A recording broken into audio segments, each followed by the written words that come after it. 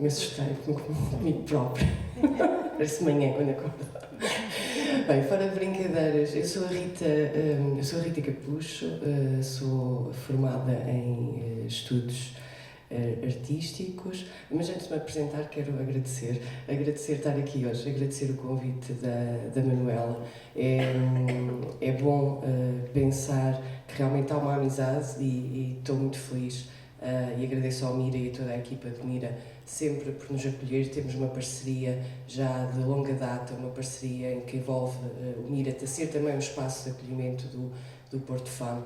E parabéns, Manuela, também por esse olhar que fazes e que tens, esse olhar crítico sobre o trabalho que fazemos. Nós também fazemos no Porto Fano e também olhamos para ver que diversidade é que temos, e parabéns também por isso e por esta iniciativa e por este projeto.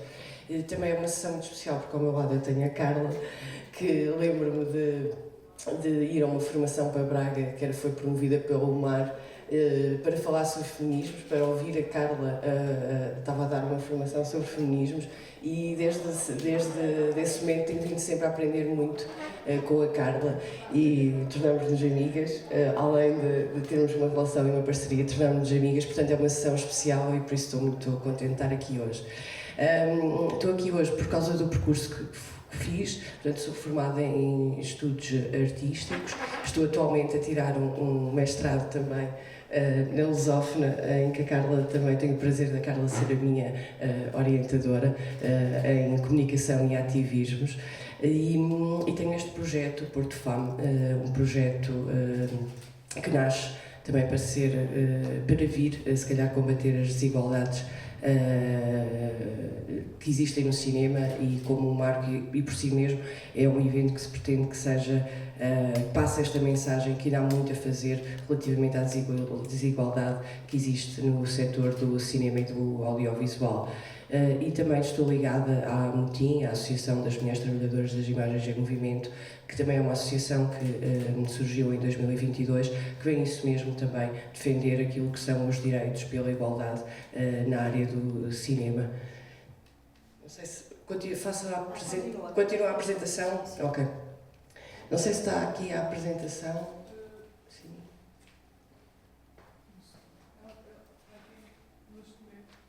Nos documentos.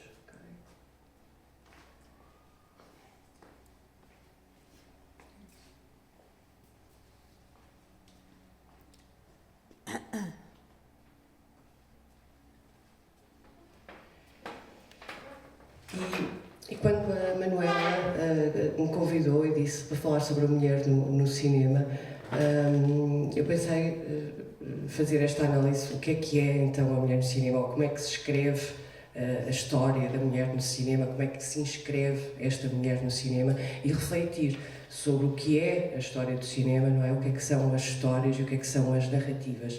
E pensando nisto leva-me a um lugar de pensar e de refletir que espaço é que ocupam as mulheres ou que não ocupam, e como é que acontece esta ocupação ou não ocupação, de onde é que ela vem, porque é que ela surge, e também um espaço da visibilidade e da invisibilidade que a mulher tem no cinema.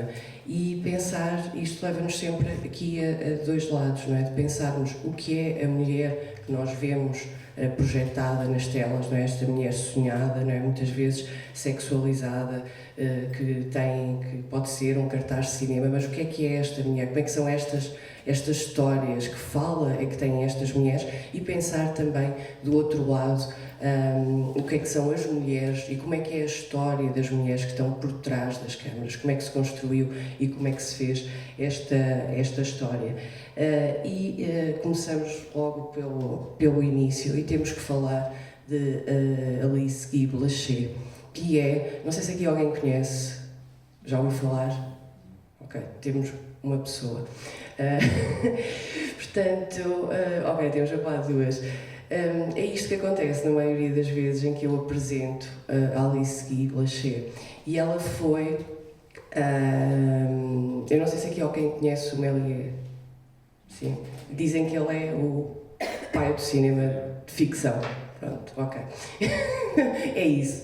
Portanto, há uma história que nos foi contada. E a história é que este realizador é, sim, o pai do cinema de ficção. Mas se nós formos olhar realmente à história, vamos encontrar esta pessoa.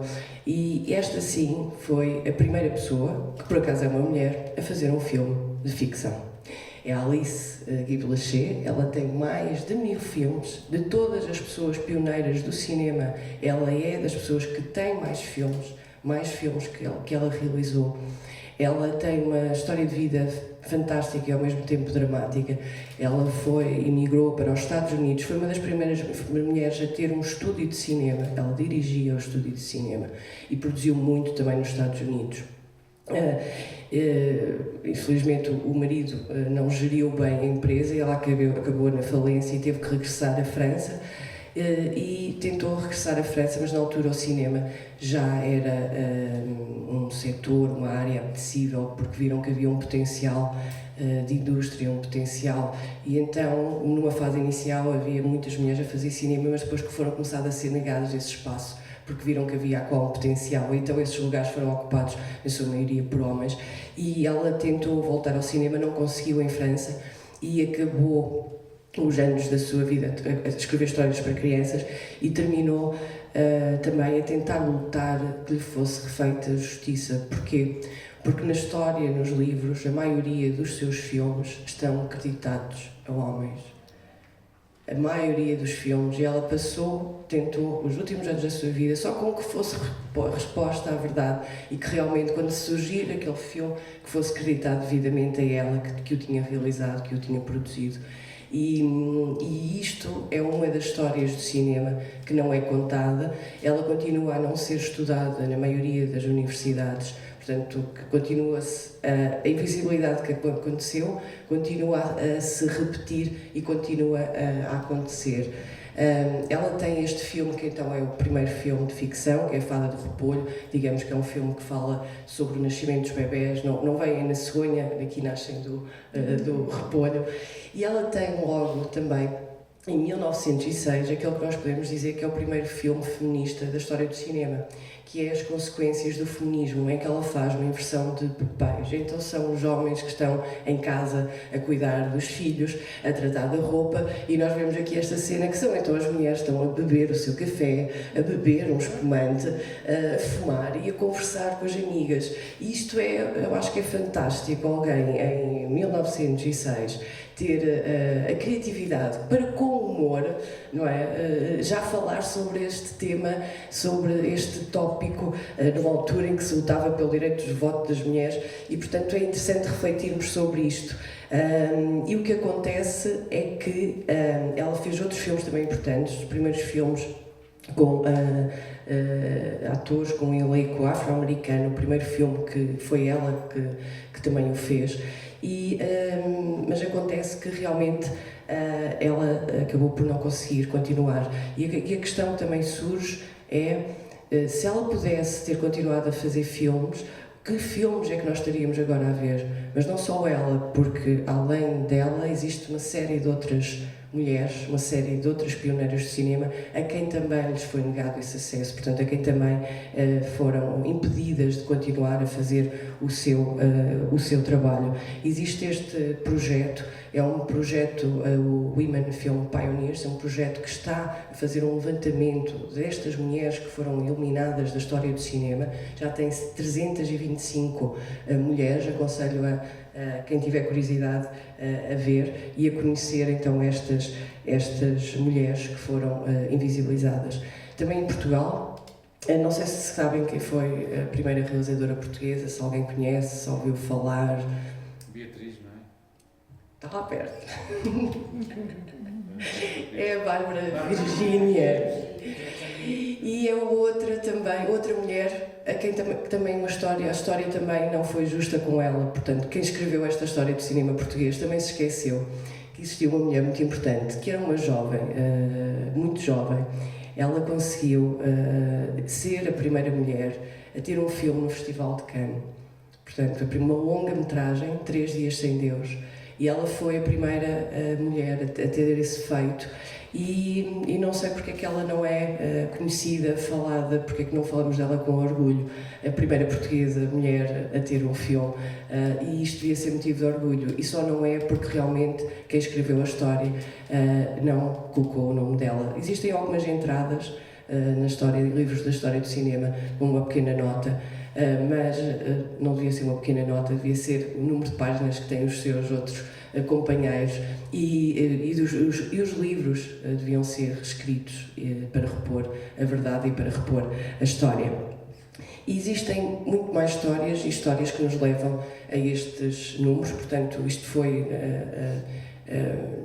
são histórias já do passado, mas se nós formos olhar ao presente podíamos achar agora já está tudo melhor, a história já há justiça, já não se cometem estes apagamentos, mas a verdade é que, segundo os dados do europeu, do Observatório do Audiovisual Europeu, a verdade é que continuamos só a ter 27% de mulheres a realizar filmes. Portanto, continuamos a ter um setor que é desigual. Se virmos ainda outras áreas, por exemplo, diretoras de fotografias, ainda temos números inferiores, 14%, porque ainda existe o estereótipo que certas áreas são só para homens, ou, por exemplo, na área do som também existe muito pouco presença de mulheres, porque continuam a achar que uma mulher não tem a mesma capacidade, não é? Vá-se lá pensar. Então são áreas ainda muito estereotipadas e, portanto, há algo que tem que se fazer para mudar. Portanto, estes são os dados a nível europeu, e também tem os dados, claro, que refletem a realidade do país. Como eu tinha referido, eu faço parte também da Mutim, e quando surgiu a Mutim, nós tínhamos uma percepção, não é? Vamos criar agora aqui este grupo de mulheres do cinema que vem defender os direitos das mulheres no cinema e no audiovisual, mas achámos então que seria muito bom recorrermos a um estudo para que aquilo que era uma percepção que nós tínhamos também não ser contestada. Portanto, nada melhor que termos um estudo que viesse comprovar que sim, a percepção que temos está certa. E a verdade é que 41% das mulheres no cinema em Portugal admitem já ter sofrido discriminação de género, e 37% sofreram casos de assédio moral ou sexual no trabalho. E, portanto, por isso é que também o Mutim existe.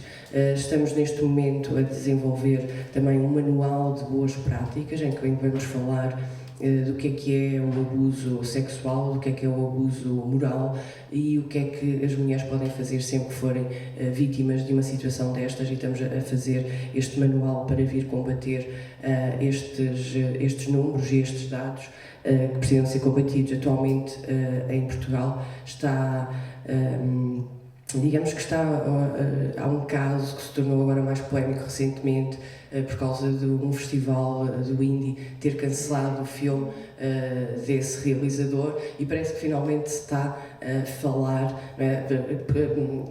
Falamos se já existiu o Me Too em Portugal ou se não existiu. O Me Too que existiu em Portugal se calhar não teve força e expressão, portanto são poucos os casos que são dados a conhecer. O que é certo é que agora está-se a falar, está-se a discutir, há cartas abertas, as pessoas a refletir. Esperemos que seja então um momento de mudança no cinema português, para que haja realmente um debate, uma reflexão, e que haja uma vontade de mudança, não é? Uma vontade para mudar esta estrutura patriarcal que continua a defender, na maioria do caso, quem são os agressores, e não a colocar-se na defesa do lado das vítimas. E isto leva-nos também para um outro lado, o lado que também falava inicialmente, que é como é que as mulheres acabam por estar representadas na tela. E nós vimos que na maioria dos casos as mulheres são representadas como a mulher, a mãe, a cuidadora, ou então a amante, e é assim que ela é vista. Laura Mulvey, ela fala que ela olhou para o cinema clássico americano, fez uma análise em como a figura da mulher muitas vezes era só usada pelo prazer do homem, como objeto, não é? Ela surge só como objeto de prazer, não é? Para este olhar masculino poder tirar o seu prazer, como um mero acessório está quase só para dar prazer, em função sempre desta figura masculina, não é? E a servi-la.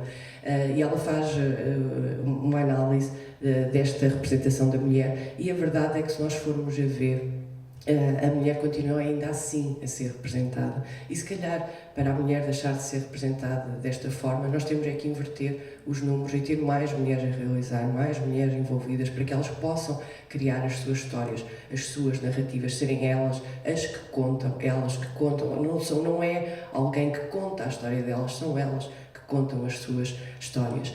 Existe um teste, que é um teste muito interessante, também aconselho a verem o site, que é o teste Bestshell, que fez uma análise de que, na maioria dos filmes, poucos filmes passam este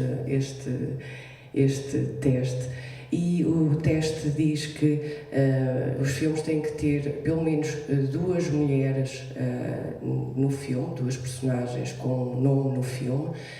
Estas 2 mulheres têm que falar uma com a outra, e estas 2 mulheres têm que falar uma com a outra por algo ou por um assunto, por um motivo que não esteja relacionada com um homem. E o que é impressionante é que há muitos filmes que não passam neste teste. É um teste interessante. Aconselho que vocês agora, se calhar, no próximo filme que forem ver, reparem se há realmente 2 personagens mulheres que falam só entre si e que não estão a falar de um homem. E vão ver que, se calhar, a maioria dos filmes não passam, ou passam primeiro. Existem 2 mulheres, 2 personagens, não é? 2 mulheres. Vamos ver se ou não se falam com a outra, mas se calhar, na maioria dos casos, vão estar a falar sobre um homem. Portanto, este é um teste bastante interessante. O site também tem os filmes, portanto, que são catalogados, os que passaram ou não passaram. Portanto, se quiserem, podem ir ao site e podem ver esta informação. Tudo isto também nos leva para outros números, que são os números de bilheteira. Portanto, que filmes é que são vistos, que filmes é que o público vê. E eu fui ver os dados que nós temos do ICA, e que são dados de 2004, acho eu, a 2025, sim, a 2025. 2004 a 2025, e portanto temos que ir até ao 23º lugar para encontrarmos um filme realizado por uma mulher, que é o Bem Bom, da Patrícia Sequeira, não sei se viram, e tal qual, e depois praticamente não temos mais nenhum nome. Portanto, estes são os dados, só temos uma mulher aqui no box office. Se formos ver também a nível internacional, também temos que ir ao 7º lugar para descobrirmos a Barbie, que foi um êxito imenso. Foi um filme que não teve assim tanto dinheiro de produção, mas que acabou por ser um dos maiores sucessos de bilheteira, e também de uma realizadora, da Greta, que é uma realizadora bem feminista. Portanto, os seus filmes que colocam as mulheres em primeiro lugar e colocam-nas a contar as suas histórias e a terem voz e a falarem de outras coisas que não sejam só falar de um homem. E encontramos, mas também não encontramos numa lista de 40 filmes, encontramos mais cerca de 3 filmes que aparecem aqui realizados por mulheres.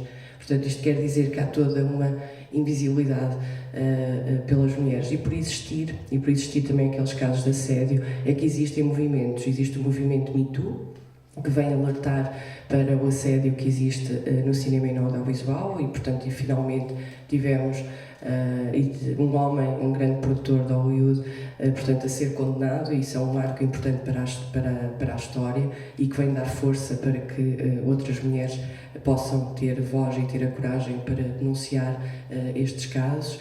E temos também o movimento 50-50, que luta para que haja igualdade no cinema, portanto, que aqueles números que eu apresentei de 27% passem a ser 50% de mulheres a realizar. Há festivais de cinema que também adotam políticas de ter 50% de filmes no programa do festival, portanto 50% de filmes realizados por mulheres. E isto leva-nos também para este outro lado, que é o lado da exibição, e nós temos festivais de cinema de mulheres.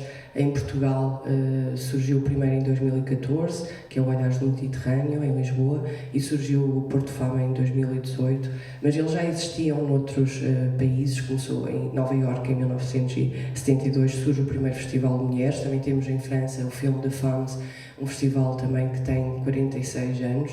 Em Portugal parece que demora a chegar, mas a Carla irá falar sobre os feminismos em Portugal e acho que vamos conseguir perceber, se calhar, porque é que em Portugal demora tanto a chegar o movimento, sendo que foi na década de 70, com os movimentos feministas, que também começou a haver as teorias feministas do cinema e que se começou também a olhar e que surgiram estes festivais que queriam vir mesmo dar visibilidade às mulheres e queriam vir alertar que realmente existe desigualdade e que querem dar oportunidade para as pessoas poderem conhecer os filmes que as mulheres estão a realizar. Porque se não houver estes festivais de cinema, estes filmes não chegam, se calhar, aos outros festivais de cinema e, certamente, como vimos pelos dados de bilheteira, também não vão chegar às grandes salas de cinema, porque são filmes, porque as mulheres também são as que recebem menos apoios e, quando são apoiadas, os seus orçamentos são muito mais baixos, inferiores aos seus colegas homens. Portanto, é toda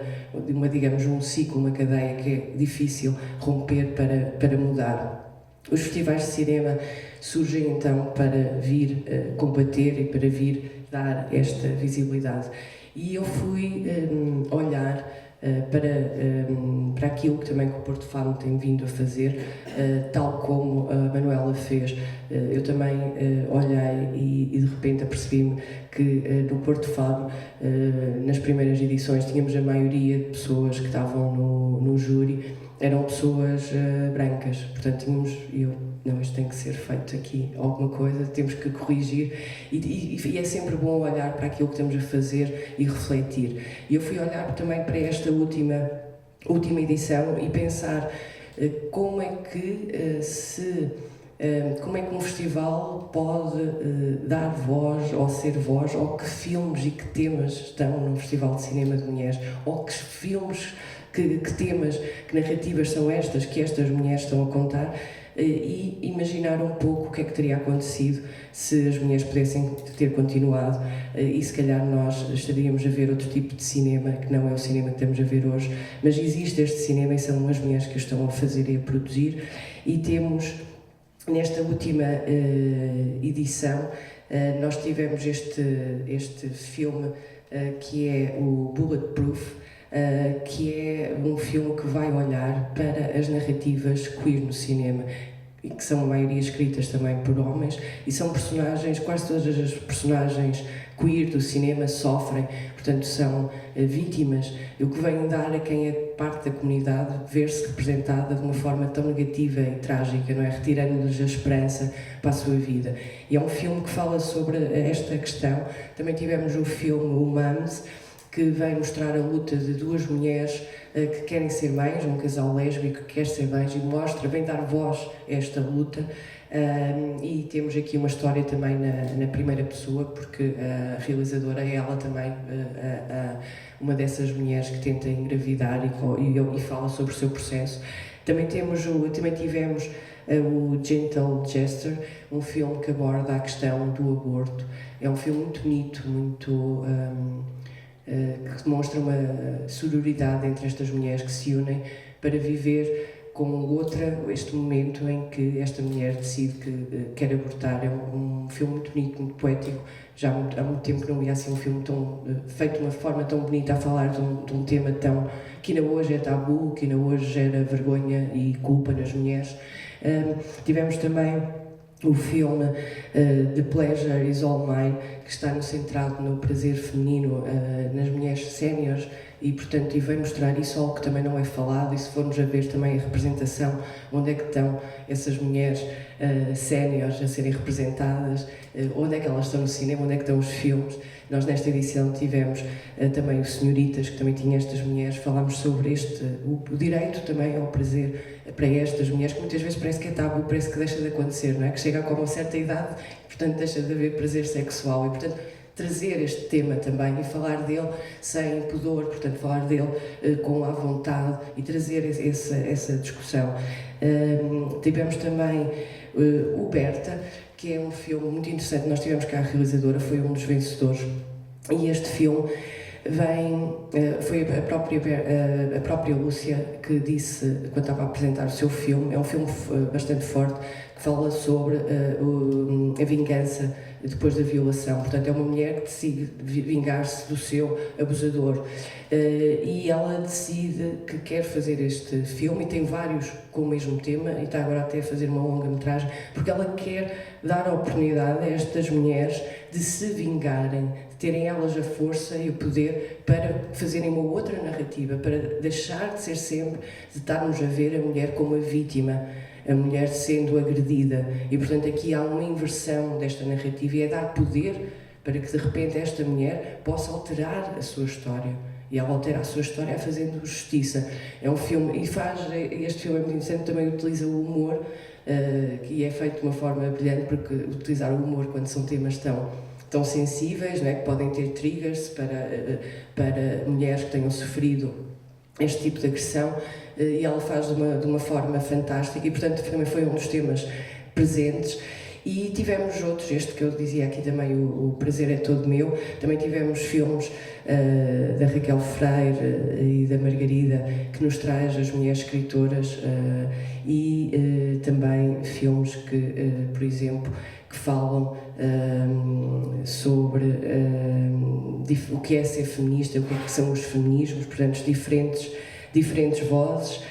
E eu poderia continuar, e também fomos olhar para outras edições, e eu destaco também só aqui mais dois filmes que nós tivemos em edições anteriores, que é a Analog Revolution, que vem falar sobre a história dos mídia, dos feministas analógicos, que nos dá também uma visão do que é o movimento feminista. Portanto, o festival também, o cinema, serve para trazer visibilidade aos movimentos feministas.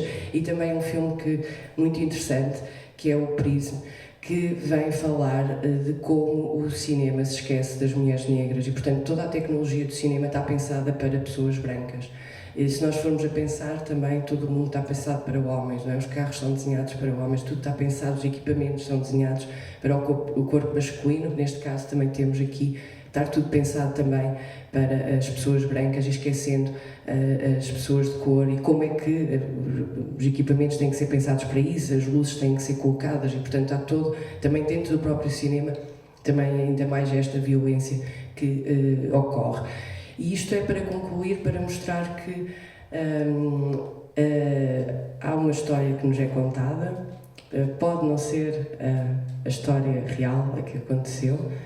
Portanto, questionem sempre, quando tiverem a ouvir alguém a dizer esta é a história, questionem se é mesmo essa a história, ou perguntem-se quem é que escreveu esta história, e pensarmos que as histórias também do cinema, as narrativas do cinema que existem, podem ser contadas de uma outra forma, ou olharmos também para essas histórias com um olhar, se calhar, crítico, e pensarmos o que é que eu estou a ver, e haver espaços como este de fala, de partilha, e que haja oportunidade para que as mulheres possam mostrar os seus filmes, fazer os seus filmes, contar as suas histórias, para mudarmos esta história.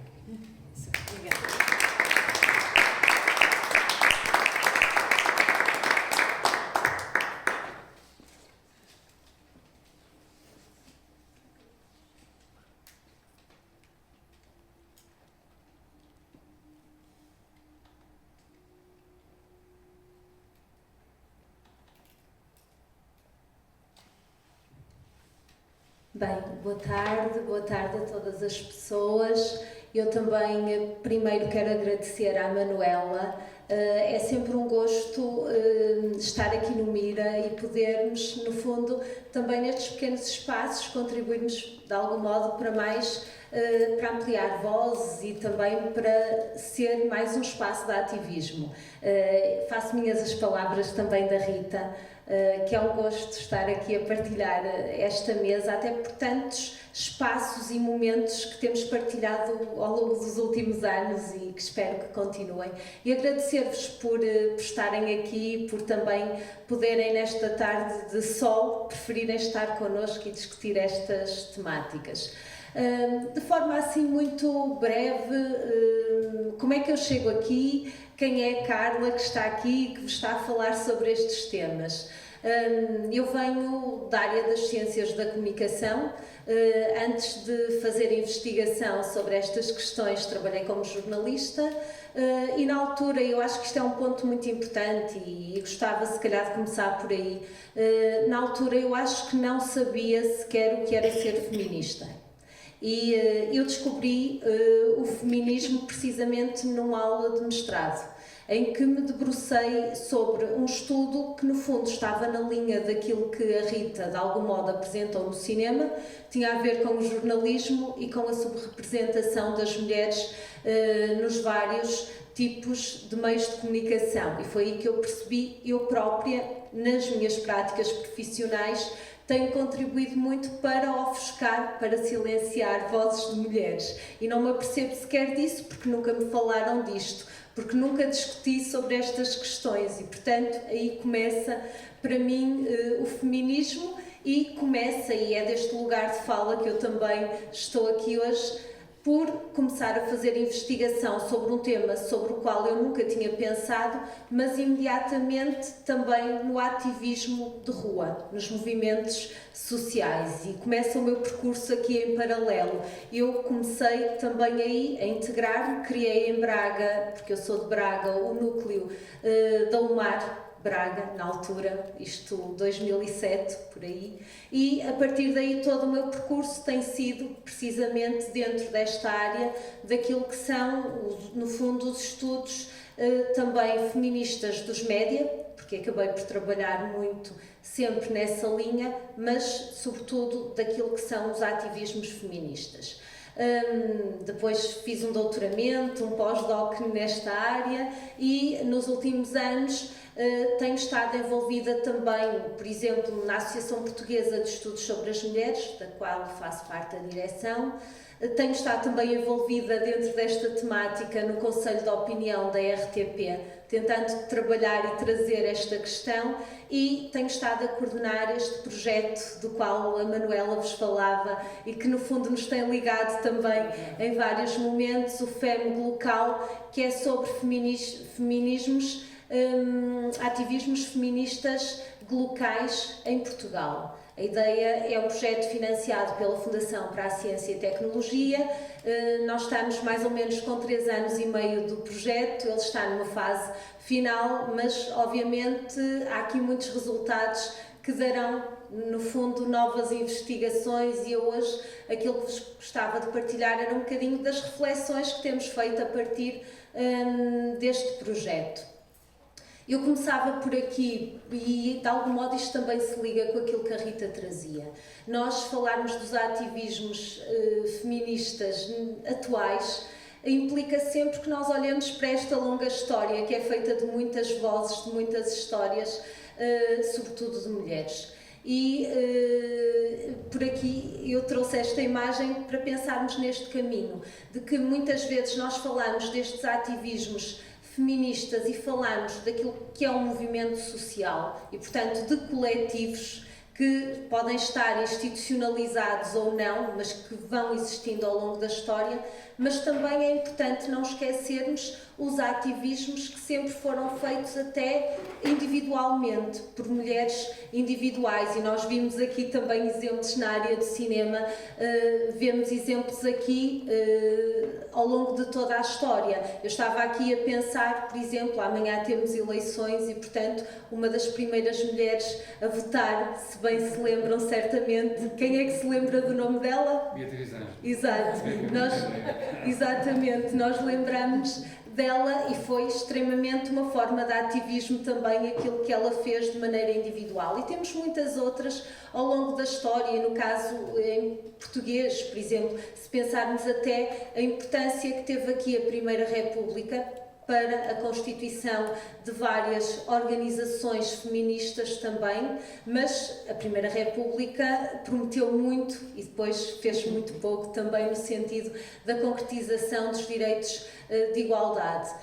Depois a questão da ditadura e deste apagamento ao longo de várias décadas que fez, e nós não podemos dizer que não existiam ativismos feministas durante este período, até porque se pensarmos foram constituídas organizações, mesmo em período ditatorial, o Movimento de Libertação das Mulheres, o próprio Movimento Democrático de Mulheres.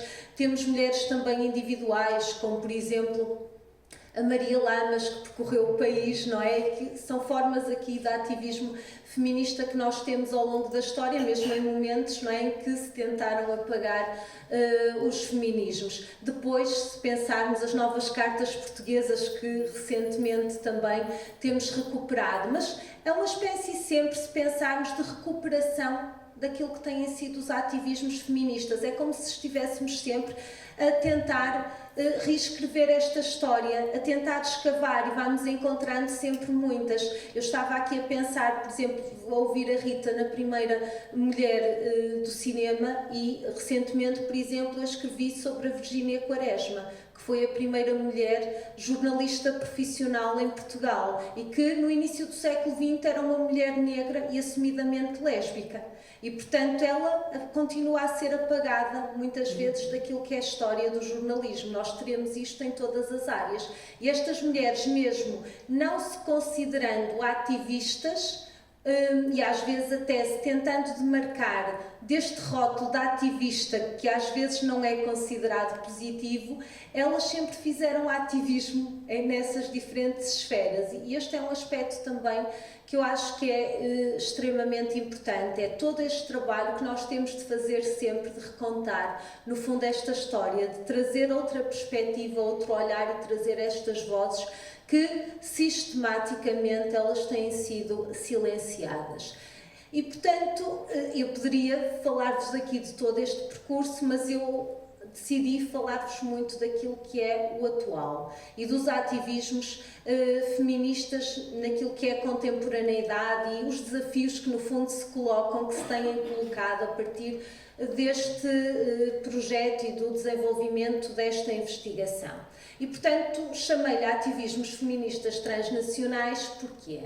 Porque hoje em dia isto não é algo novo, no fundo isto vem dos anos 90, mas desde esta altura que nós encontramos também com a emergência das tecnologias aqui uma ideia de que muitos destes feminismos, eles têm uma expressão que é uma expressão mais global e que traz as suas especificidades locais. Se nós até virmos, isto até acontece antes das tecnologias, porque eu há bocado falava-vos das novas cartas portuguesas e, se bem se lembram, as novas cartas portuguesas geraram uma onda de solidariedade internacional e na altura nem sequer existiam as tecnologias, não é, que nós temos agora recentemente. Nós vemos que foram cartas que foram enviadas, jornais, houve manifestações nas ruas em diferentes países a nível mundial, todas elas para apoiar as Três Marias e aquilo que estava a acontecer. Portanto,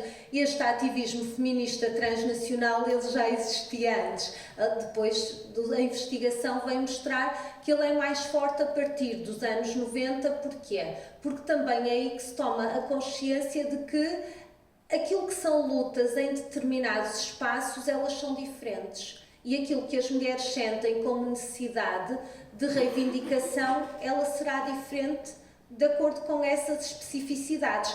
Muitas vezes o chapéu é o mesmo, por exemplo, das desigualdades ou das violações, etc. Mas depois nós vemos que isto é materializado de forma diferente de acordo com o contexto cultural que existe nesses mesmos países. Se nós pensarmos recentemente, há movimentos que o chapéu são as questões da violência sexual, mas elas serão diferentes, por exemplo, em Portugal ou, por exemplo, na Índia.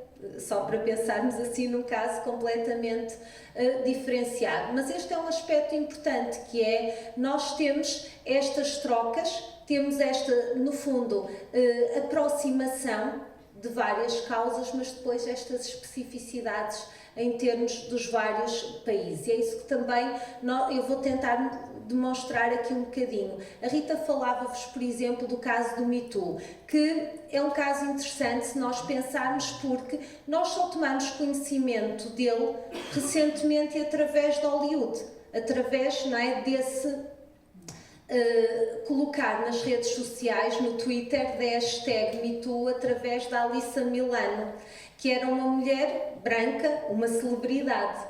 Mas este é um movimento muito mais antigo. Eu acho que isto também é importante para nós pensarmos aqui nestas vozes e nas vozes que às vezes apagamos. Porque a imagem que a Rita há bocado vos mostrou é da Tarana Burke, que é uma ativista negra americana.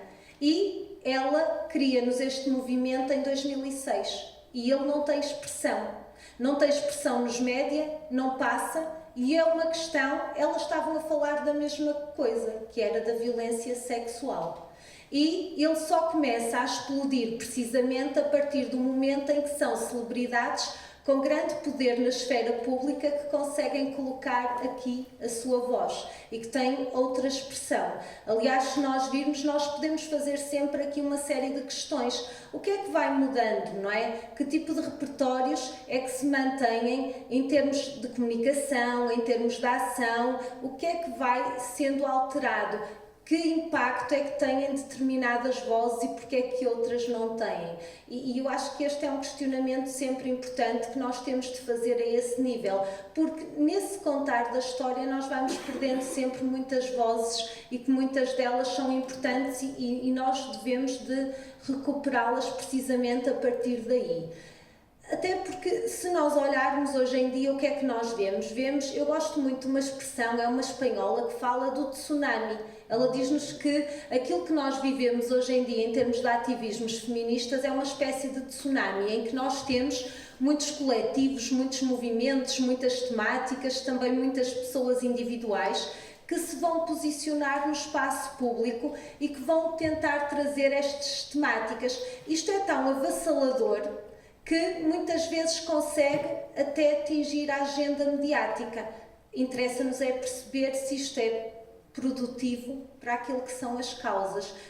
Ou seja, nós aqui estamos perante uma questão, que é a questão da visibilidade que estas causas muitas vezes têm, mas da falta de reconhecimento público. E se calhar esta é uma temática que nós nem sempre pensamos, ou seja, muitas vezes vemos, estes temas são muito visíveis, estão no espaço público, as pessoas falam muito sobre isto e, portanto, parece que já está tudo conseguido, mas não, às vezes até é infrutífero. Às vezes isto também pode ser uma forma de apagamento da própria visibilidade. E acho que isto também é um ponto que nós temos de refletir relativamente aos ativismos feministas, porque temos cada vez mais vozes. Isto é um aspecto também positivo. Ao mesmo tempo que, se nós formos olhar para a história dos ativismos feministas, nós vemos, antes quem é que nós tínhamos? Tínhamos sobretudo mulheres de classe média alta, mulheres que tinham instrução e que tinham o poder de falar no espaço público. Hoje em dia, dentro dos ativismos, nós já vemos que há uma maior diversidade, mas não significa que depois nós tenhamos a tal diversidade no seu completo. Vemos que muitas delas ainda estão ausentes. Aliás, o facto de nós estarmos aqui hoje, eu muitas vezes digo isto, a poder discutir estas temáticas, permite que nós falemos do nosso lugar de privilégio. Todas as pessoas nesta sala são de algum modo privilegiadas porque podem estar aqui hoje a discutir isto, enquanto nós sabemos que se calhar outras pessoas não podem e se calhar o tipo de ativismo que fazem será sempre outro, mas não terão voz, não é? E muitas mulheres ainda são secundarizadas a partir desses lugares. Claro que nós hoje, quando olhamos para estes vários movimentos, quer nas ruas, e este é um ponto que eu acho importante, quer também nas redes sociais e nos espaços digitais, nós vemos quer esta maior diversidade de mulheres a todos os níveis. Temos mulheres com várias pertenças, temos mulheres de diferentes idades. Há até um ponto muito interessante, que é nós temos uma maior intergeneracionalidade, mesmo nas próprias manifestações dentro do ativismo. Nós vemos imagens em que se unem feministas mais séniores e feministas mais jovens, e este é um ponto que a investigação tem mostrado também que está a acontecer e que este diálogo está a começar a ser promovido, ou seja, porquê é que será que isto acontece? Porque se calhar nós também temos velhas agendas que não foram conseguidas ou que estão a ser alvo de retrocessos e depois temos novas agendas que estão a ser aqui colocadas e elas estão aqui ao mesmo nível e precisam de ser todas elas colocadas na discussão. temos, lá está, esta interação do digital e do face a face e diferentes mobilizações aqui a este nível. E uma coisa que eu muitas vezes penso é, em momentos em que não foi possível recentemente nós termos pessoas e o ativismo nas ruas, nós estivemos no digital, mas o espaço público da rua, físico, é um espaço que continua a ser simbólico para as causas feministas. Porque, por exemplo, durante a greve feminista do 8 de março, que é celebrada, como sabem, no dia 8, durante a pandemia não se podia fazer manifestações na rua. Mas aquilo que a greve fez e que o movimento fez foi pedir às mulheres para colocarem um avental nas suas varandas. E a varanda é um espaço público, físico, e mostra como é que estes espaços físicos continuam a ser extremamente ainda simbólicos para estas causas e que se devem, no fundo, trazer. Aliás, é sempre muito esta ideia de que hoje nós estamos perante um ativismo feminista que se faz na internet, que se faz nas redes sociais, que se faz no espaço digital, mas que também se faz fora e que existe um contínuo, ou seja, muitas vezes as causas criam-se na internet, mas as pessoas mobilizam-se nas ruas. Nas ruas tira-se fotografias e as fotografias vão para os websites, vão para as redes sociais e, portanto, nós não temos dois espaços que sejam estanques, nós temos sempre esse contínuo e esse fluxo que é feito de forma circular. Aliás, eu acho muito interessante esta ideia de que o próprio digital também contribui para esta ideia de que o pessoal é político. Quando às vezes se diz, no digital não se faz ativismo. Nós vemos que no digital pode-se fazer muito ativismo e que muitas vezes isto até tem contribuído, por exemplo, para mudanças em termos de políticas públicas ou para uma discussão mais geral das próprias temáticas. Claro que isto tem sempre os dois lados, porque muitas vezes também nesses espaços que abrem, que permitem abrir para novas vozes, para novas, no fundo, causas e lutas, nós temos estes silenciamentos, estas invisibilidades. E se nós olharmos, por exemplo, podíamos olhar para outros movimentos. Um dos que nós olhámos no projeto foi este do Me Too, em Portugal, porque todos eles partem de Portugal, mas têm expressão noutros contextos, ou começaram noutros contextos e depois têm expressão em Portugal. E vemos que tudo nos indica que, por exemplo, relativamente às questões da violência sexual e do assédio, muitas mulheres ficam de fora da conversa. Ou seja, as mulheres mais velhas, as mulheres com deficiência, as mulheres que são racializadas. Estas mulheres continuam muitas vezes a ser silenciadas e a ser descredibilizadas. Aquilo que é o ideal de vítima dentro dos casos de violência sexual são as mulheres que estão dentro daquilo que é a norma, que têm determinado aspecto estético, que têm determinada idade e, portanto, as outras são muito mais descredibilizadas e até em certos países, por exemplo, mostra-se que existe um cancelamento de várias mulheres, por exemplo, que não correspondem àquilo que é a norma. E nós vimos que recentemente até vimos uma mulher, não é, em Portugal, que foi condenada por ter dito que tinha sido assediada por um ex-chefe e acabou por ser condenada pelo tribunal. Portanto, estamos perante, no fundo, também esta situação.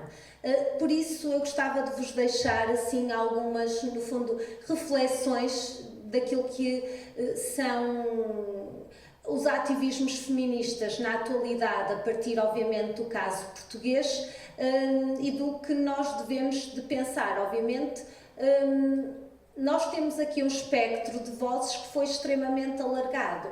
Todos estes movimentos que têm sido criados, quer no digital e que depois têm ou não expressão nas ruas, eles permitem resgatar estas vozes que são subalternas e muitas vezes até temáticas que têm sido historicamente silenciadas, como este caso, por exemplo, da violência sexual, que não é uma questão nada nova para os ativismos feministas, mas que ganha peso na agenda, no espaço público, muito mais recentemente voltada para estes movimentos. Isto sempre aconteceu com muitas das temáticas, e aqui também há uma questão que pode ser importante, que é: não podemos ignorar que são os movimentos feministas que trazem estes temas para o espaço público, mas que, em muitos casos, eles só marcam a agenda, por exemplo, política, e levam a mudanças nas leis quando são os partidos políticos a pegar neles.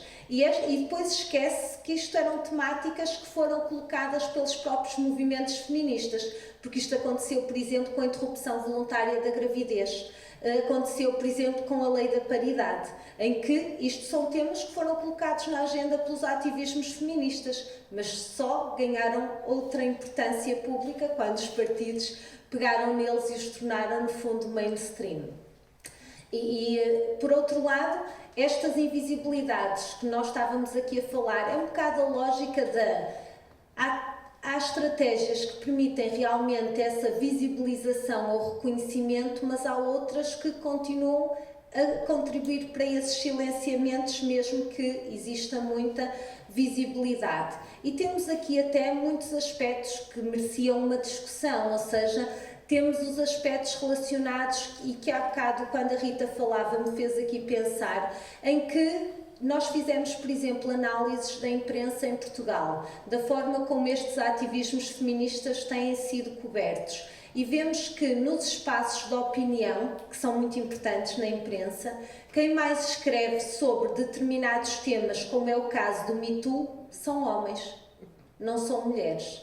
E isto é um aspecto também muito importante. Não significa que os homens não possam escrever sobre estes temas e contribuir, obviamente, para a consciencialização sobre estas temáticas, mas as vozes das mulheres continuam secundarizadas, silenciadas.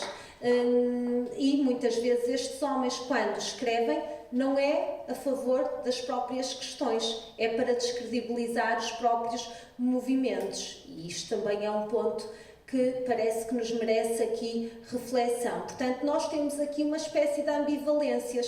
Temos, por um lado, parece que existem mais movimentos, mais força, até porque uma questão é, a partir da década de 80, nós temos muitas organizações a ser constituídas, organizações feministas em Portugal, e mais recentemente coletivos informais que tentam trazer estas temáticas, e por isso nós vemos que essa mobilização também se faz mais, ao mesmo tempo também há ali resistências do outro lado, que se tenta descredibilizar, e que há uma espécie também de alguns retrocessos, porque vemos que há uma escalada, não é, repressiva nos últimos tempos a nível mundial, no que diz respeito aos direitos das mulheres, e que, se nós pensarmos, não é, nós pensamos muitas vezes no caso dos Estados Unidos, não é, porque recentemente vimos isto, mas, por exemplo, a Polónia, a Hungria, etc., que vimos que tiveram aqui efeitos a todos os níveis já, de que alguns direitos já conquistados depois, não é, foram logo colocados em questão. E eu trouxe-vos aqui no fim este ponto deste trabalho que me parece muito interessante, que é nós no espaço público, quer no digital, quer muitas vezes na própria imprensa, e obviamente eu penso sempre, quando penso na imprensa ou nos médias em geral, penso no papel que eles têm fundamental para colocar estas questões no espaço público, e há cada vez mais estratégias discursivas nestes espaços mediáticos que vão contribuindo para manter, no fundo, esta distância das mulheres dos centros de poder, ou para descredibilizar todas estas causas que têm sido colocadas aqui em questão.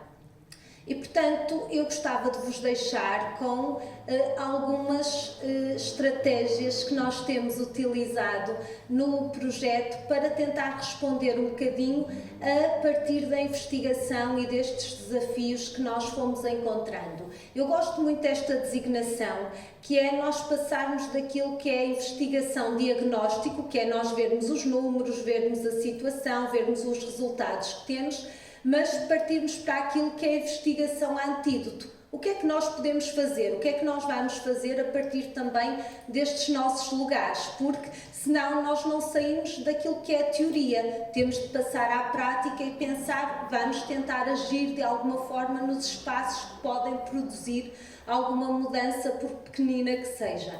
E então tentamos neste projeto contribuir um bocadinho para aquilo que é estas estratégias de recuperação da memória histórica, de trazer aqui os ativismos feministas também para o centro, de reconstruir no fundo estas narrativas e trazer outras vozes, e aquilo que nós também chamamos que é uma espécie de processo de comunicação reparativa daquilo que são os ativismos feministas. São outras formas de olhar, de escutar e de atuar no terreno. Então nós criamos um booklet que chamamos História dos Ativismos Feministas em Portugal, e que ele é pensado para jovens a partir dos 15 anos, sobretudo para trabalharmos aqui este booklet como uma ferramenta pedagógica que pode ser utilizado no contexto até das próprias escolas. E ele tem esta linguagem que foi revista por jovens daquelas idades e que a ideia é que ele passasse, não fosse só o booklet, porque tem uma primeira parte, eu vou-vos passar aqui só para verem algumas imagens de cronologia destes ativismos feministas em Portugal desde o início do século XX até à atualidade, e depois tem alguns dos conceitos que nós trabalhamos no projeto e que consideramos centrais, por exemplo, ativismo digital, a questão da interseccionalidade, todas estas temáticas que para nós foram importantes e que consideramos que se relacionam. Vocês conseguem ver aqui os vários conceitos que estão no glossário, por exemplo, igualdade de género, intergeracionalidade, movimento feminista, quarta vaga, visibilidade, etc. E ele graficamente está assim muito claro para chegar aqui aos jovens, não é? Aos jovens, e tem então estes diferentes marcos, como eu vos dizia. E depois tem o glossário, sendo que em cada palavra, no final, as pessoas podem carregar e têm vídeos, têm outras atividades que podem conhecer mais sobre o próprio tema. Se depois quiserem, ele está disponível, podem descarregar. E o mais interessante deste booklet não é só que ele esteja disponível na internet, é que nós a partir daqui fizemos vários workshops em escolas em Portugal, quer escolas mais urbanas, mais rurais, escolas do ensino público e privado, para chegar aqui a diferentes jovens, e temos trabalhado a partir de um quiz, porque já que percebemos que os jovens e as jovens não vão tirar o telemóvel durante as sessões, assim usam o telemóvel para participar de forma ativa nestas mesmas sessões, e tem sido muito frutífero, e depois na discussão podemos falar um bocadinho, se quiserem, mais sobre isto. Também temos um podcast que se chama Feminismos em Ação, que tem vários episódios, ele também está disponível, e onde se discutiram várias temáticas. A Rita participou num, que foi sobre cinema, mas, por exemplo, um dos últimos foi sobre os antifeminismos, estes ataques, não é, que têm sido agora feitos aos feminismos. A Manuela também participou num sobre a interseccionalidade, e temos tentado, acima de tudo, que nestes podcasts tenhamos vozes, que alarguemos também as vozes. Não são vozes que são só da academia, são vozes que estão na participação cívica, no ativismo em diferentes espaços, que são de diferentes idades, que têm diferentes também lugares de pertença. E eles foram sempre construídos, os guiões, com estas pessoas, não foram só a partir daquilo que é a equipa do projeto.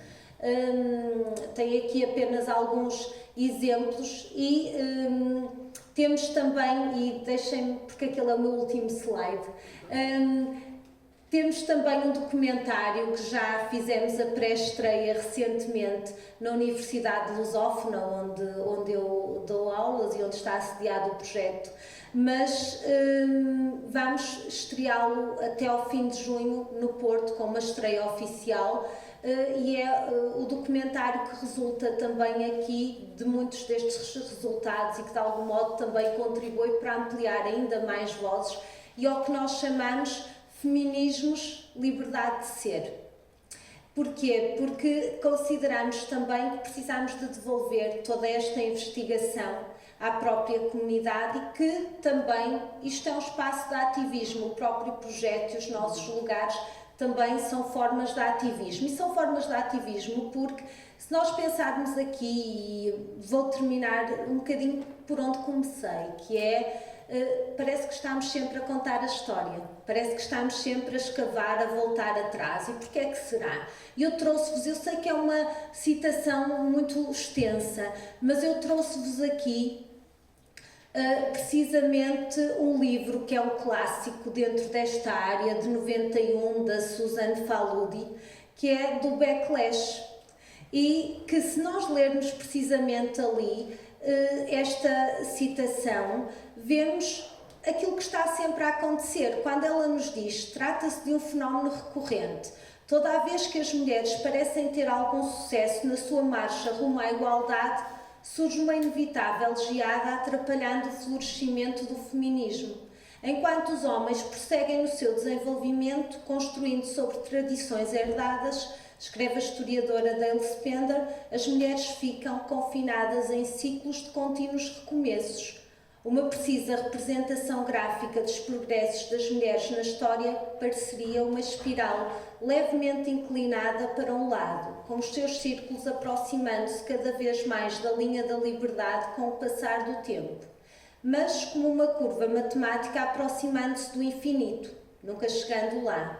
A mulher está presa nessa espiral assintótica, rodando sem fim de geração em geração, aproximando-se cada vez mais da sua meta, sem nunca lá chegar. Cada revolução promete ser a revolução que a livrará da órbita, que finalmente garantirá para ela justiça e dignidade plenas. A cada vez, porém, a curva volta atrás pouco antes da linha de chegada. A cada vez a mulher ouve dizer que precisa esperar mais um pouco, que deve ter mais um pouco de paciência. Ainda não está bem na hora de dizer a sua fala. E, portanto, parece que esta fala está sempre ali a tentar ser, não é, alvo de determinados apagamentos. E, portanto, nós nunca podemos esquecer que estes espaços de resistência, eles têm de ser diários, têm de ser contínuos, até porque há um livro que eu gosto muito, que é da Sara Ahmed, que se chama Viver uma Vida Feminista. Ela, neste livro, diz-nos que aquilo que nunca existe para algumas pessoas, não é? Para outras, é realmente o seu grande problema, é aquilo que é mais duro para elas, e é muito difícil nós nos colocarmos no lugar das outras pessoas, e esta é também, parece, uma grande questão hoje em dia, de tentarmos ampliar as vozes, as agendas, os temas, porque todos eles são necessários, e nós não estamos aqui, quando falamos de ativismos feministas, perante aquilo que muitas vezes parece que são uma espécie de Olimpíadas da desigualdade. Não, todos os temas são necessários, todas as esferas e em todos os campos, e portanto esta é uma luta pelos direitos humanos, não é? É olhar precisamente aqui numa luta que envolve todas as pessoas e que é uma luta pelos direitos humanos. E este é o ponto de vista também deste projeto. Se tiverem mais curiosidade, quiserem ver os materiais que nós temos e que estão disponíveis, fica também aqui a referência. E uma vez mais agradeço muito esta oportunidade, é sempre um privilégio muito grande poder estar aqui.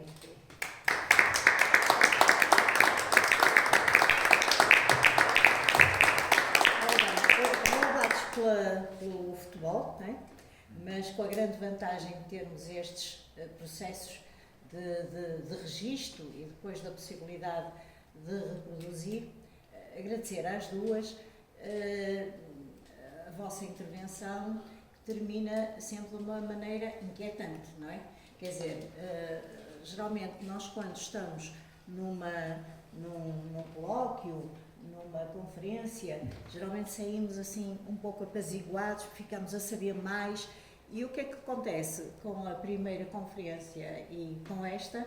É que nós acabamos eventualmente mais inquietos, mais inquietas do que no início.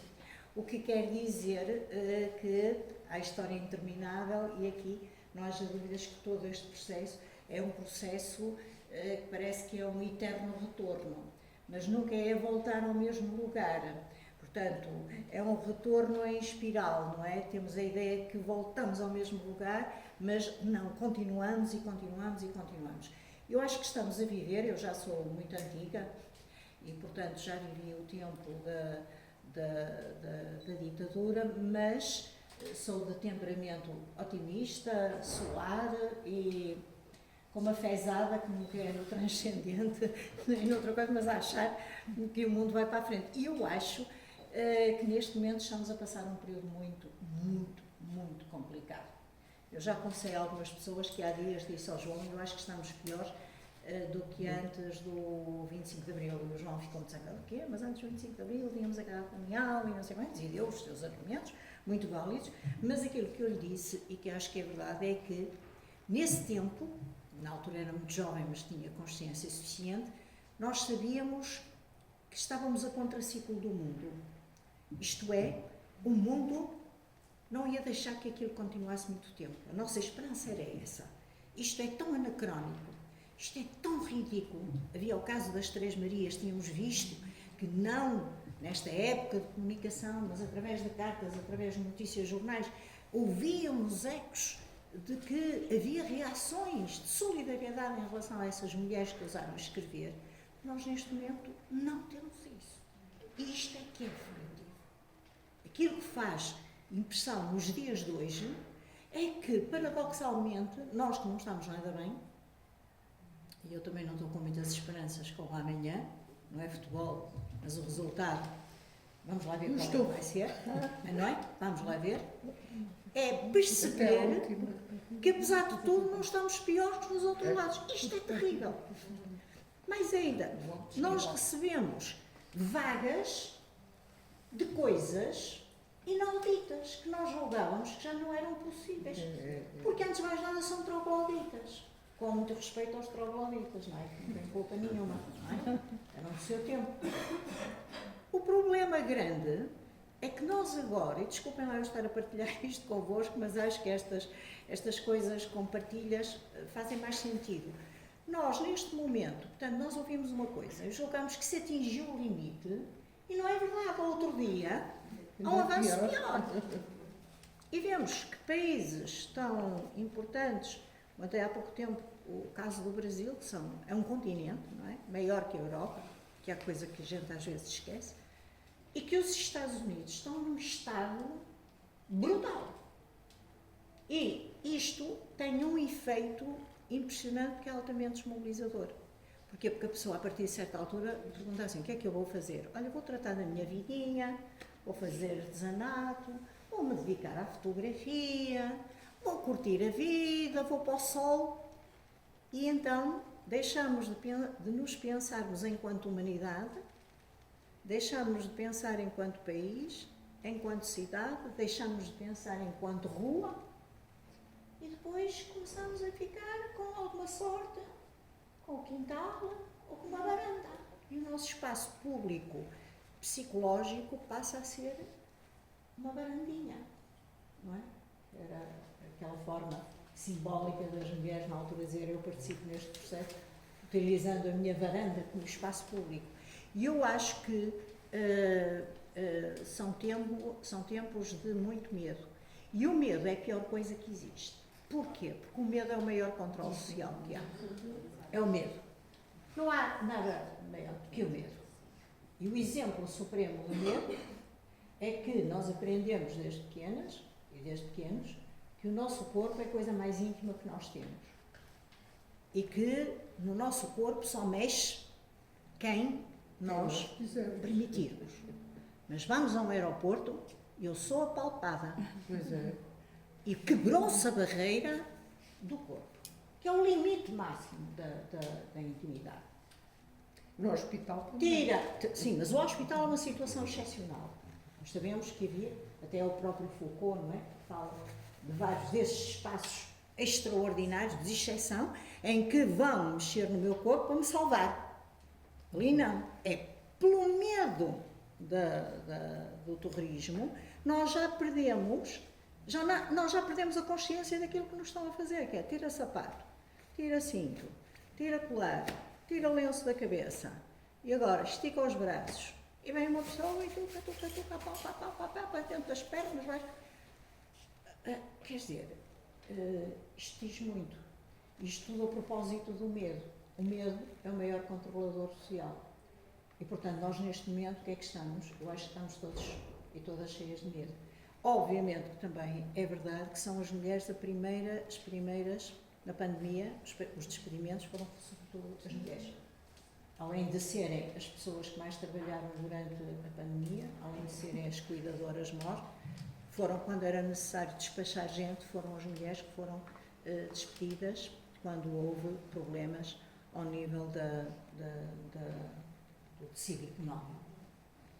E, portanto, eu acho que serão os espaços de reunião, espaços de debate, espaços de investigação e espaços de palavra que nos podem até preservar o nosso próprio equilíbrio psicológico, porque também acho que é isso que pode estar em questão.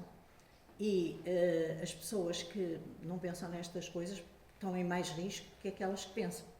Porquê? Porque também podemos partilhar, não é? E, portanto, desculpem lá este parênteses, mas eu acho que nós vivemos neste momento num local, não é? Quer dizer, nós cada vez mais somos globais, embora todo o processo, não sei se já repararam, tenda a ser a ascensão do nacionalismo, do nosso país, de nós fechados, de nós com as fronteiras, da nossa terra, da nossa honra, da nossa glória, etc. Portanto, vivemos em períodos muito, muito difíceis e, portanto, estes espaços de conversa e de palavra parecem-me profundamente importantes precisamente nesta altura. E é nós não nos deixarmos, como é que se diz, não nos deixarmos conformar, até porque podemos ficar, nem que mais não seja, psicologicamente doentes, não é? Portanto, começarmos a ir abaixo. E, de facto, só juntos é que, falando e vendo o que é que se pode fazer à nossa escala.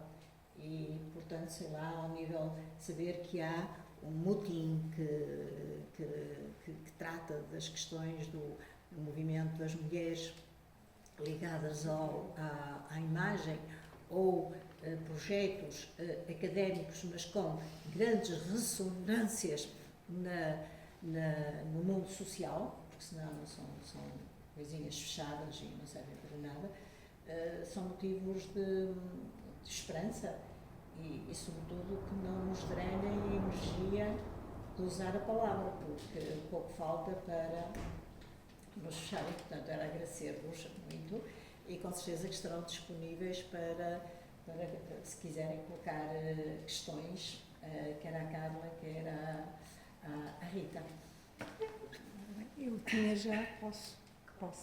Antes de mais nada, queria dar os parabéns às duas, porque falaram de uma forma muito, muito interessante em temas diferentes sobre a voz das mulheres. Tinha duas perguntas para falar. Posso chamar a Carla? Claro, ou a doutora? sim. Carla.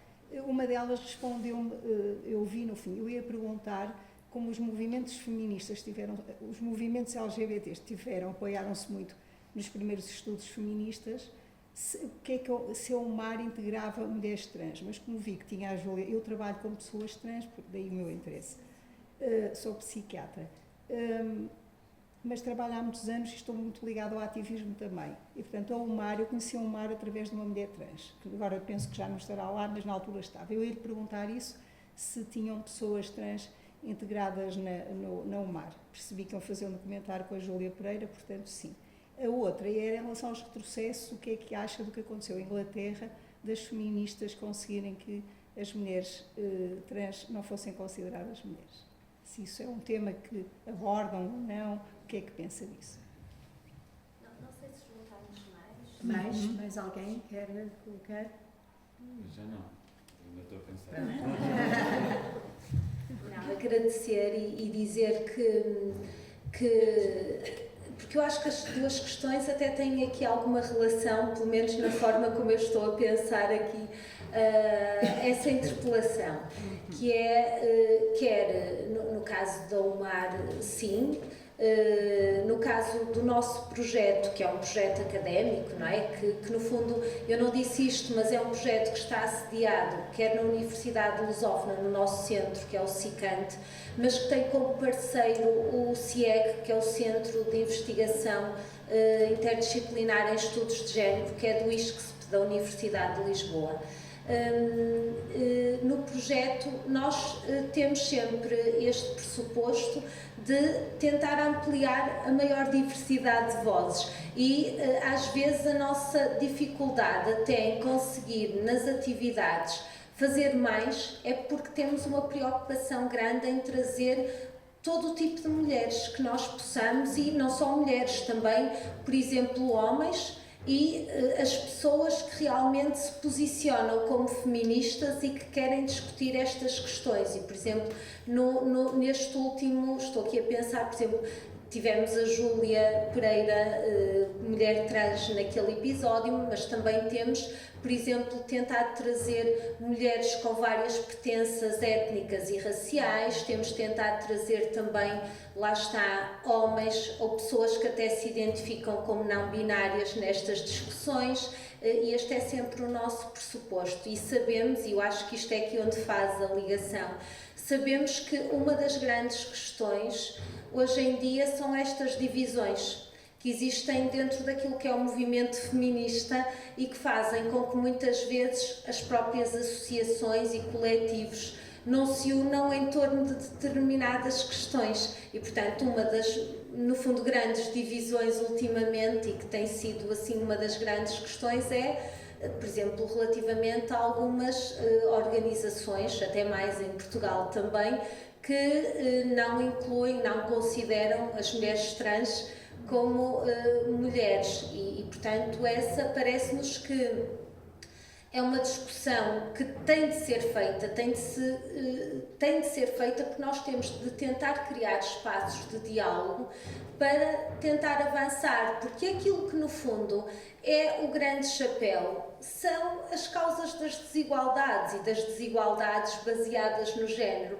E quando nós tentamos criar, como muitas vezes tem feito com esta e com outras questões, como é o caso, por exemplo, da prostituição, do trabalho sexual ou outras questões que criam estas divisões, vemos que depois isto também leva a um aproveitamento no espaço público desta divisão, que tem sido muito pouco benéfica nesse sentido e que nós vemos que depois é o que tem acontecido a nível internacional. Há este caso de Inglaterra, mas nós estamos num momento que eu acho que é um momento difícil em que, se as pessoas não se sentarem e dialogarem e perceberem que alianças é que precisam de ser criadas, porque se calhar nós temos muito mais a resultar dessas alianças do que aquilo que nos divide. Isso relativamente também, por exemplo, a estas, no fundo, muitas vezes discussões que parecem existir e que são criadas por parte de algumas organizações entre o que é o movimento feminista e o movimento LGBT, quando nós sabemos que hoje em dia nós, no caso dos movimentos sociais, nós estamos a falar de questões que estão extremamente interligadas. Nós não podemos estar a discutir, por exemplo, as questões de género sem incluir pessoas LGBTQIA+. Nós não podemos discutir questões de género sem estar a discutir as questões da habitação. Nós não podemos estar a discutir questões de género sem estar a discutir as questões climáticas. Há aqui uma série de questões que implicam que nós as pensemos em conjunto e, efetivamente, o que me parece é que nós estamos a viver determinados retrocessos e outras esferas da sociedade estão muito felizes e a beneficiar precisamente com tudo isto que está a acontecer. Eu pensava, por exemplo, que até não, no caso, há este caso, mas há uns tempos, por exemplo, em Espanha, uma das grandes questões é que nós temos muitas académicas, por exemplo, de várias áreas disciplinares, que publicamente se posicionaram contra as mulheres trans e contra as pessoas LGBT+, e que criaram um partido que é um partido político. E, portanto, nós vemos que estas cisões começam aqui a surgir e que só têm realmente fraturado muito e não há, isso é o que me faz às vezes não me sentir muito otimista, é que eu vejo que às vezes há pouca vontade de diálogo, de conversar sobre, de se sentar à mesa e tentar perceber o que é que se pode retirar daqui de conjunto, de comunidade, porque se calhar é isto que precisamos de fazer. Não sei se lhe respondi propriamente. Sim, para mim foi um choque muito grande por ter sido um grupo intitulado de feminista, não é? Porque se tivesse sido uma coisa que viesse de cima para baixo do governo ou um aproveitamento político de outro tipo, como muitas vezes se faz cá, eu isso entendia melhor. Agora, acho que a Inglaterra é um país daqueles, não é? Que muitas vezes à frente de outros. Foi uma coisa que me chocou e depois a associação às feministas, que depois também se fala em geral das feministas, quando não deveria ser, não é? Sim, como diz, são grupos, não é? Sim, são grupos e são muito reduzidos, porque, por exemplo, este também em Espanha, o partido é Feministas ao Congresso. E leva-nos precisamente para a mesma esfera. Nós em Portugal também temos casos de associações que se calhar algumas delas explicitamente se posicionam como sendo feministas e depois também têm um discurso público e tiveram recentemente muito nesta linha, até quando foi da vencedora da Miss Portugal, por exemplo. Foi muito mal. E que nós vimos também precisamente isto emergir quase o mesmo tipo de discurso no caso português, não é? Exatamente. É aquilo que disse há bocadinho, que parece que há que as coisas estão muito à frente em alguns aspectos e há uns discursos e há uma maior visibilidade em relação às minorias, mas depois lá no fundo nós ficamos muito contentes com manifestações e com o aparecimento, podemos estar a falar disto, mas depois esquecemos que não sabemos quem são as pessoas que não falam.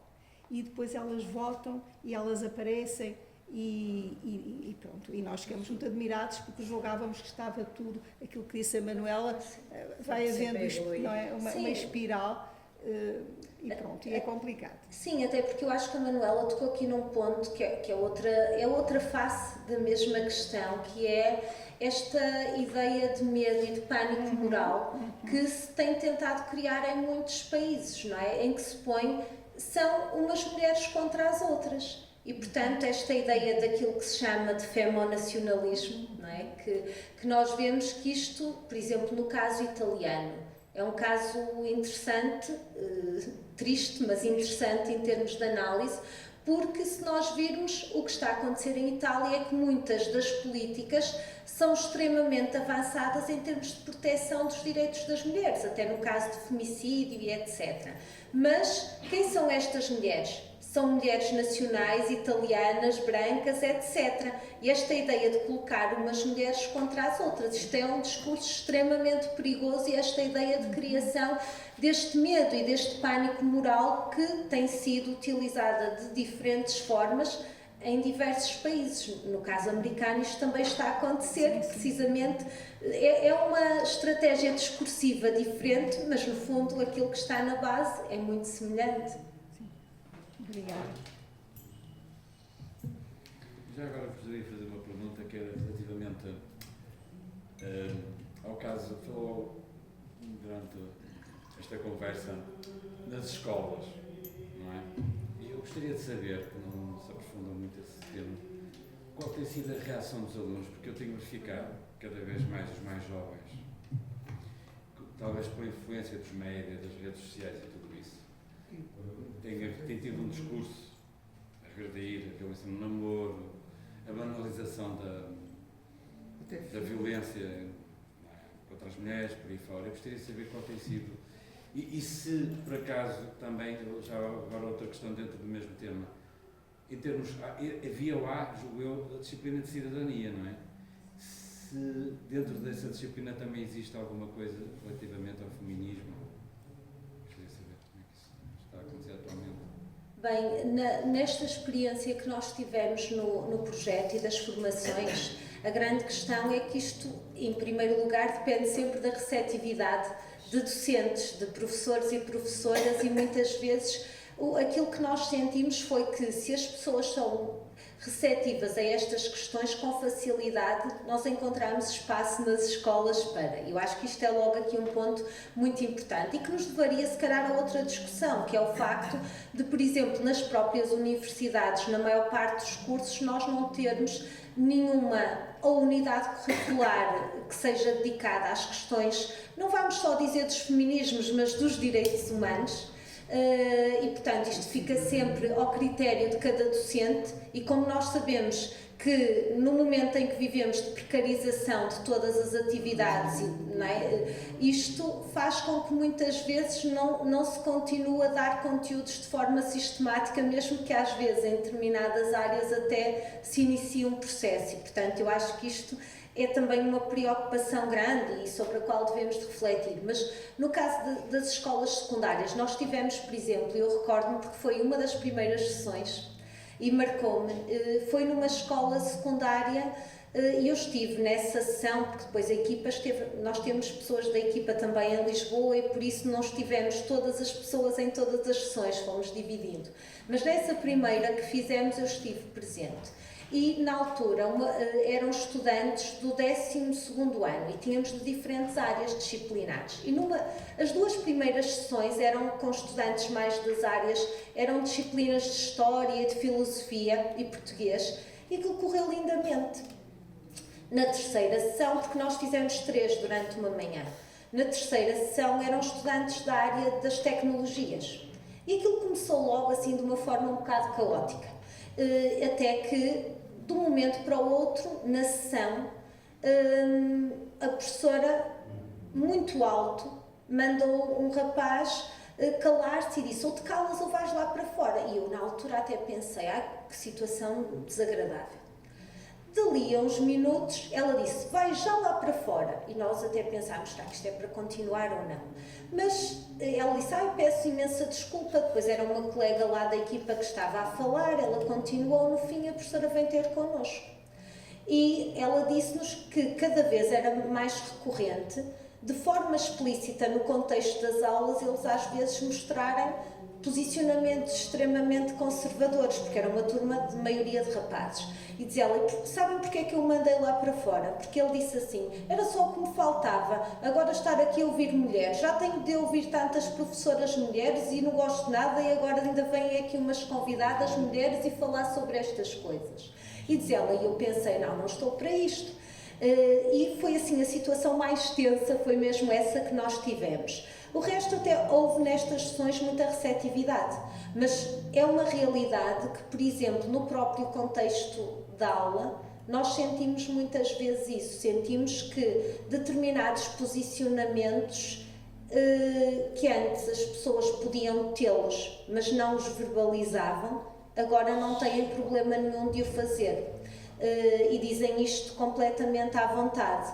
E aí nota-se realmente um grande retrocesso. Ainda há pouco tempo eu numa aula estava a falar sobre as taxas que existem para produtos de higiene íntima, notícias que tinham a ver com e uma série de estudantes disseram: mas isso não me interessa nada, eu sou um rapaz, nunca vou ter a menstruação, por isso eu não quero falar sobre isso.